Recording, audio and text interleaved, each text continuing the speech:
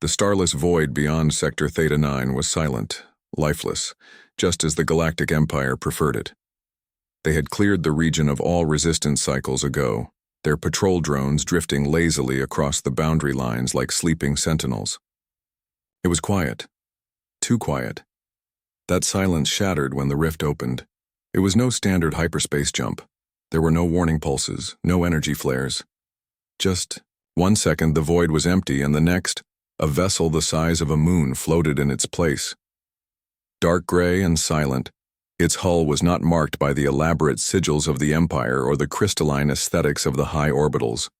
It bore no glowing banners or data streamers. It didn't need to. The moment it appeared, every Imperial sensor within 1,000 light units screamed. The bridge of the Imperial battlecruiser Vigilant Flame lit up in a haze of alarms. Commander Toller stared at the console, his 4 eyes twitching nervously. "What is it?" asked First Officer Marlene, her spined crest rising in alarm. "Unknown classification," Toller replied. "Energy signature? Human." The word spread like fire through the command deck. "Impossible," hissed Marlin. "Humans haven't been seen in over 200 cycles. They disappeared after the core wars." "Maybe so," Toller muttered. "But that ship is definitely human."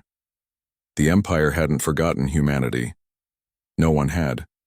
The humans had entered the galactic stage late, primitive, disorganized, brash. But what they lacked in refinement, they made up for in unpredictability. They were the only species to win battles they had no right to. The only ones to build ships that ran on modified black holes and engines that howled in defiance of thermodynamic law. And just as quickly as they had arrived, they had vanished, silent as the grave. Until now. The warship made no effort to communicate. It didn't fire, didn't move, didn't broadcast a single signal. It just floated, like a ghost from a forgotten era.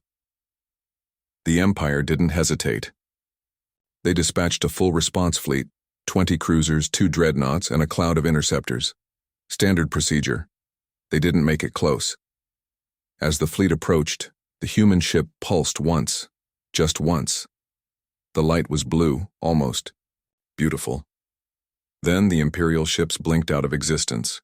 No wreckage, no explosion. One moment they were there, the next, gone. Across the Empire, panic spread. On the core world of Aloria Prime, the High Assembly convened an emergency session. Cloaked figures argued in hushed tones, their translator drones whispering in 20 languages at once. No one knew how to proceed. "They haven't attacked any worlds," one counselor offered. "Perhaps it is just an artifact." "Artifacts don't remove fleets from existence," another snapped.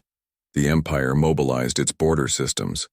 Every outer station bristled with shields and guns. But the warship didn't move.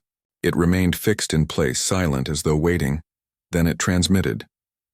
A simple message. Status. Observation phase complete. Analysis. Galactic Empire. Unfit for stewardship. Correction initiated. That was all.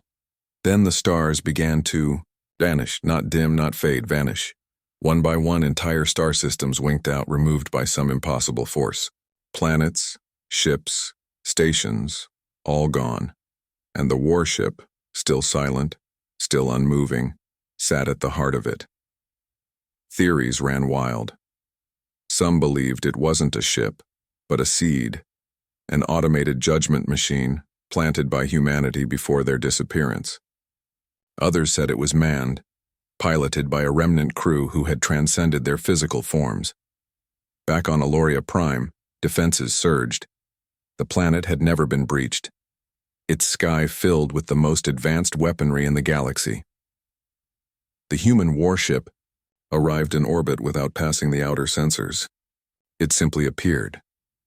Dozens of defense platforms opened fire. Beams, missiles, singularity torpedoes, all launched in unison.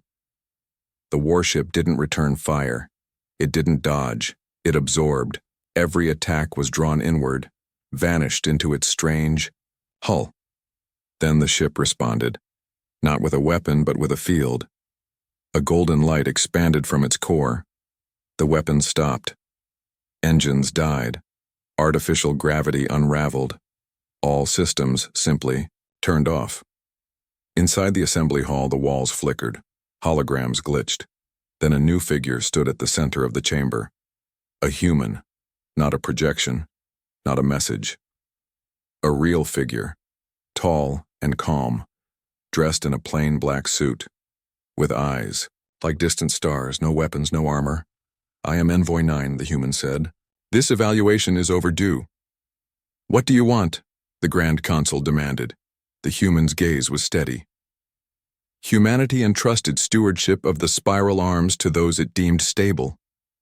Your empire has failed this task.